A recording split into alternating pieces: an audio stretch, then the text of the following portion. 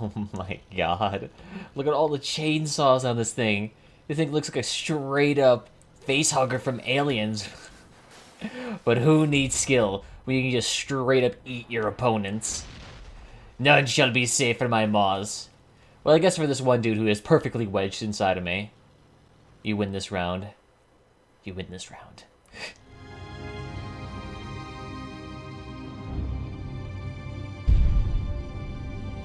You know, one of the most common questions I actually get quite a surprising amount of the time is actually, Pandalius, how do you fight in this game? How do you actually do the boom boom? Well, you know, while everyone's distracted with Cyberpunk 2077 and its various glitches, Think all this is funny? Yeah, I do.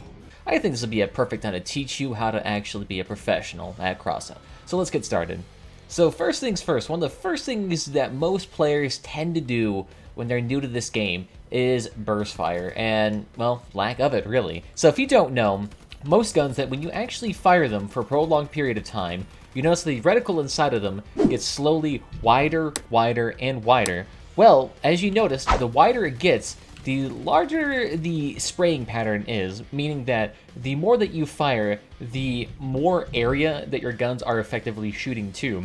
And this is important because if you want to do the most damage to, say, a certain part, like, hey, I want to take out that guy's wheel, then really, you kind of have to actually burst fire. Otherwise, you're going to end up hitting his armor parts, maybe other stuff that's not really necessary. And this is especially true when you start moving and wiggling your weapons a lot.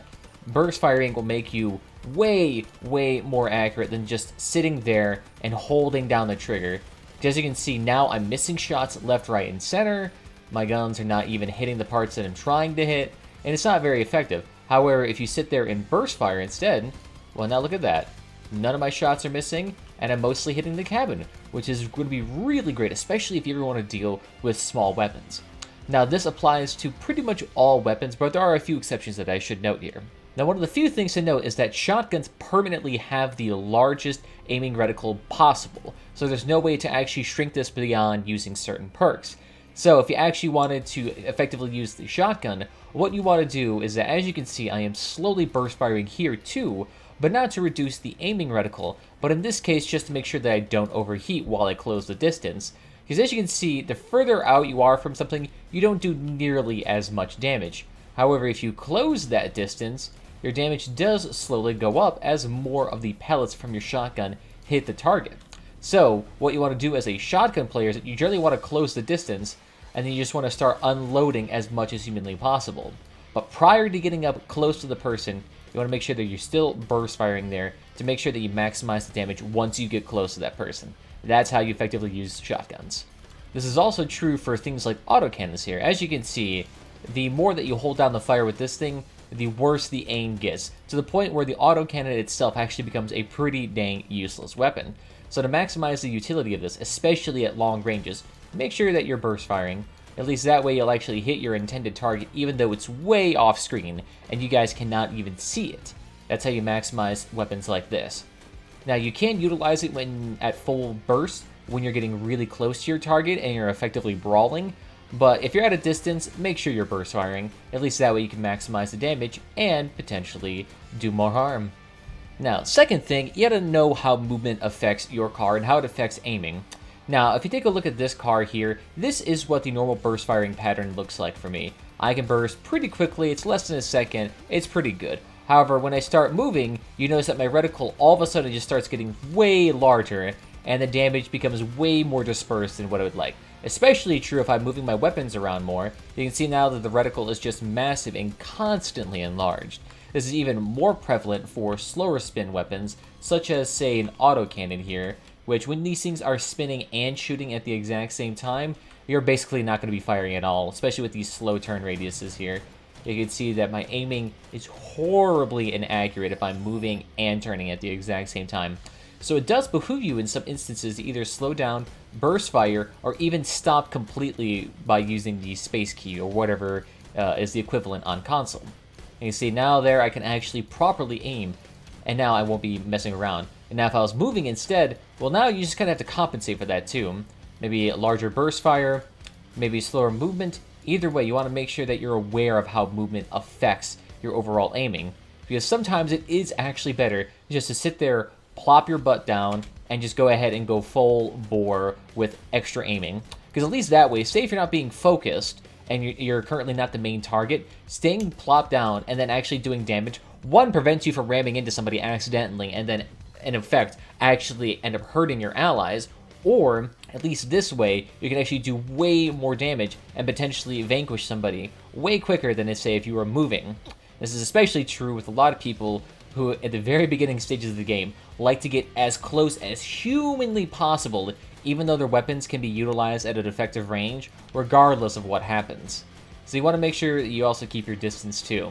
Now, another thing that I see happen all the time when it comes to a lot of beginner builds is a mixing and matching of various weapons that really do not complement each other. So, for example, say I put on a shotgun and a machine gun at the exact same time. Well, you'll notice that regardless, I still have the two various aiming reticles, the machine gun in the middle and the shotgun on the outer side. But as you can notice here, the machine gun itself is effective at medium to long range and maybe some little bit of short range, while shotgun is exclusively good at short range. And so in order for me to actually utilize them effectively, I have to be incredibly close to a particular build. Now this can be bad for a variety of reasons, especially if you start mixing and matching weapons that have vastly different aiming patterns and shooting patterns. For example, say I throw on a shotgun on an autocannon here. This autocannon is primarily used for ultra long range shooting. So say if I want to shoot at somebody that's 300 meters away, well, congratulations, my autocannon can do that absolutely no problem. However, my shotgun, completely useless. It is doing literally 0 damage, while my autocannon is doing all the work itself. So in order for you to actually get a properly functioning build that can best utilize any sort of niche the most, you want to make sure that you're actually utilizing weapons of a similar firing pattern. Now, this doesn't mean they have to be the exact same weapon. You can mix and match to some degree. For example, the Whirl actually works really well with a lot of shotgun builds because this Whirl actually utilizes very short-range reticles. And as you can see, it's not like the ultra-accurate weapon here. So in this case, you can actually utilize both of them effectively at short range. They kind of complement each other in that regard. However, this is not true, say, if you use like a machine gun and a Wasp, because you have to remember, the Wasp has a super long traveling time. Also, it arcs its shots, so they're not really necessarily the best weapons to complement with each other. So you can see here, well, oh my goodness, I'm shooting my machine gun, I'm aiming directly at the person, I'm doing all fine, and then I gotta aim upwards to shoot my Wasp and do stuff like that. And that's not the most optimal thing to do, especially if you're in a brawl and you can't utilize, say, the Wasp very effectively without getting inside, someone's face like that. So you want to make sure that you're using weapons of a very similar nature to each other if you want to make sure you want to get the highest DPS possible, or at least just the most combat effectiveness. Now, another common issue that I see with a lot of beginner people is that they really don't know how to use cover very effectively. Now, what do I mean by cover? Well, say that car right there was an enemy, and all of those baddies out there were also enemies that they were trying to hunt me. Well, an optimal thing that might want to do is actually hide behind cover. Say I got this building in between all of them, but yet I still have the ability to shoot at this one person.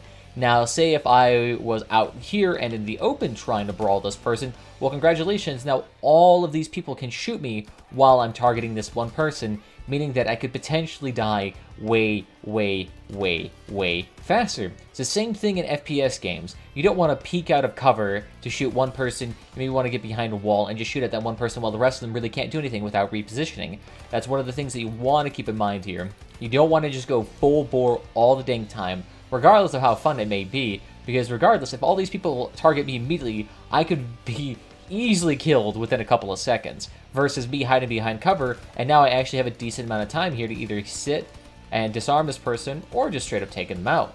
And don't be fooled too, elevation dips right here, say if you actually had to go up here, elevation dips themselves can actually be effective cover.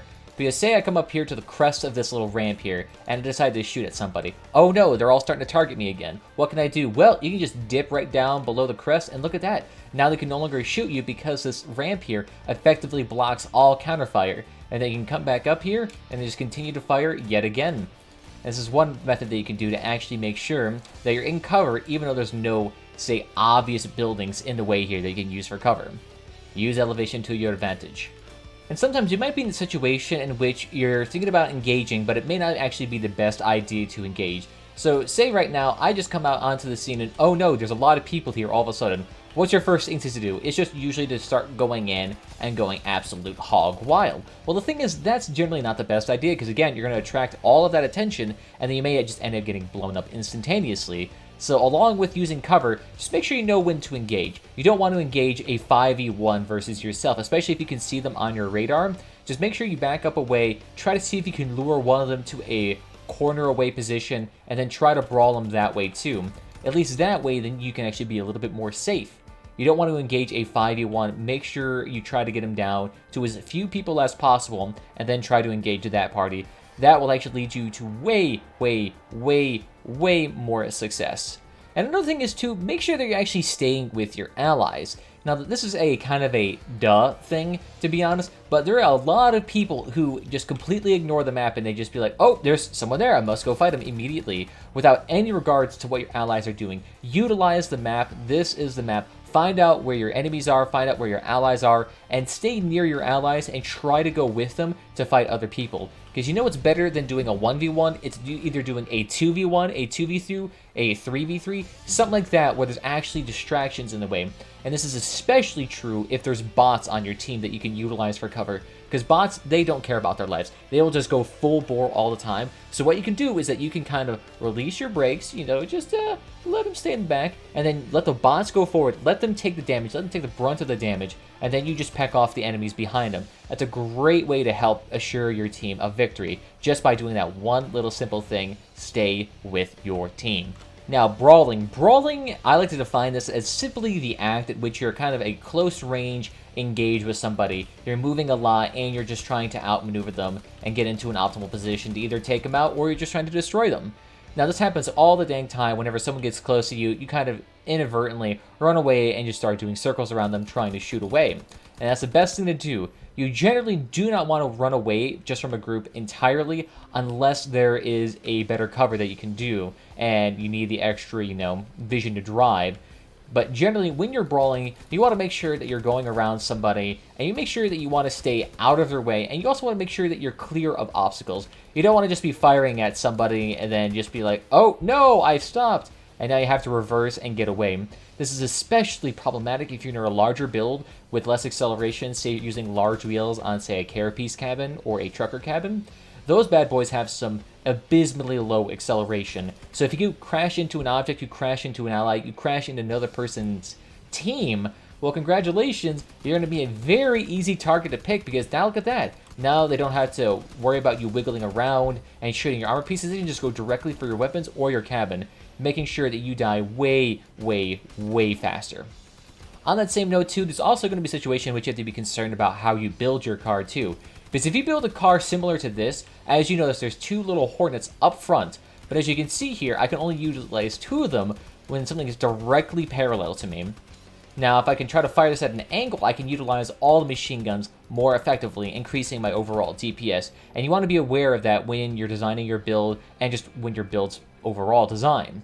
So say, instead of brawling like this, where I'm shooting directly parallel to somebody, I want to shoot at somebody slightly off-center, maybe turning a little bit more to get some optimal angles. It's a bit more risky, but you can do that, or you can just try to shoot it off center a little bit more in the distance. At least that way you have proper utilization of all your weapons. Because a weapon that isn't firing is basically just wasted energy and wasted power score, and could end up getting you killed. Now say you find yourself, oh no, I have no machine guns anymore. What can I do? Well, there's actually a few things that you can do. First things first, one of the best things that you can do to help your allies, especially those that are being maneuvered by somebody, you can just straight up shove them into a wall. That's the best thing you can do, because at that point, you're restricting their movement. They can't brawl as nearly as effectively as, say, the person who has free movement. So that's the best thing that you can do to kind of mess over somebody, is just sit there and push them out of the way. Now, if I had more wheels and more power, I'd actually be able to push these cars, but you get the idea. Push them, shove them into a wall, just mess with them. That's the best way that you can do it, especially if you have things like hatchets up front, which are certain parts that you can find at various levels throughout, say, nomads or engineers. But here, you got the hatchet. put them on top of your car. If you actually ram somebody with the hatchet in front of your car, you actually do a lot of damage too, depending on, your angle and how you approach it. So that can also be a great way to help your allies there if you want to do a little bit of extra damage. But there's also other things you can do too. Say I'm completely disarmed and there's just overwhelming team odds there. Well, just simply run away. Oh no, I'm disarmed. They're forgetting about you because you're doing 0 damage. Well then, why don't you just go ahead and take point? Take the cap. Because sometimes it actually does help out. Say if your team is still brawling a considerable amount while you're capping the point. Well, congratulations. Now the enemy team has to divert their attention away from your team and go chase down you, the person who is basically crippled, because you're actually capping point, and that can actually make you win. Not to mention, too, capping point actually gets you points, so you actually be able to level up faster and you get more resources, so it's an absolutely excellent strategy to try as well. Now, the final thing to do, say if there is no reasonable way that you can get to the point and you're completely crippled and ramming is not really an option. Well, there's always the great old backspace and then try to blow up on somebody. That's always going to be a great way to help do as much damage as possible. And in the case of that car, I took out its wheels and the entire side of it. So that way I actually completely crippled somebody. And I still earned points too. So not only do you get your resources, then you actually potentially increase the odds of success for your team. Now you generally only want to do this when the chance of you dying in the next, say, 10 seconds is extremely high. Because if you have the ability to run away and cap point, that'll generally be more effective than you blowing up on somebody. Now, in the case of, say, you're in a 2v2 and only one person's left remaining and you need to disarm them, by all means, try that. That'll greatly help out your team versus camping. But say it's early on in the match and you get easily disarmed by a stray cannon shot, then by all means, go run to point. It's going to be way more effective than trying to blow up on somebody. Especially considering that a lot of the times, the enemy team is going to be trying to finagle their way and move around you as to not actually get hit by your explosion. So it's very easy to dodge this thing, especially if you're crippled. But I think I've taken up enough of your guys' time. Thank you all for joining me this evening. If you had any luck improving your skills here, by all means, feel free to leave a like. Feel free to subscribe. Not to mention, if you have any sort of combat tips you'd like to share with the rest of the community, I'm only sharing just a brief few of them, just so I don't make this video, hours long. Feel free to leave them down below. We'll discuss them, and maybe I'll make a follow-up video to actually discuss all those extra tips. But other than that, guys, I want to thank you all for joining me this evening. Love you all. Take care. Bye-bye.